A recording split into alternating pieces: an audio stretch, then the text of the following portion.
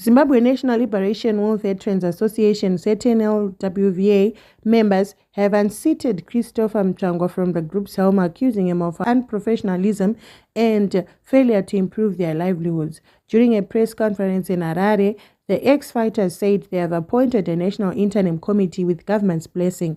The interim committee's vice chair, Ethan Matibela, said the last ZNLWVA elective congress was held a decade ago and Mutsvangwa's tenure had since lapsed.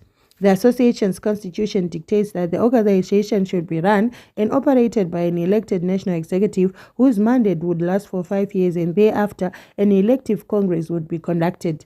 On several occasions, the association has experienced a gross disregard of its constitutional processes, chief among them the lack of professionalism, no functioning systems in place, undue interference, lack of accountability, and no clear programs to embark on during the life of the sitting committee, said Matibela.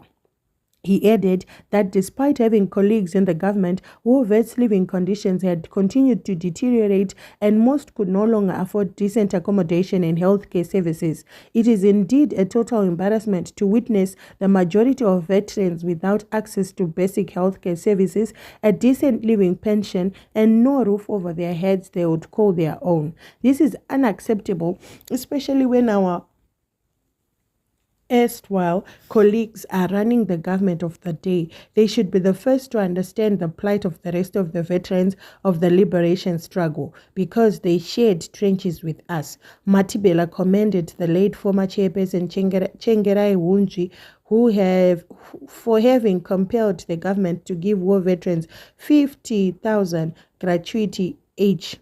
After this payment, the association has suffered as management diverged from the core business of the private voluntary organization's welfare.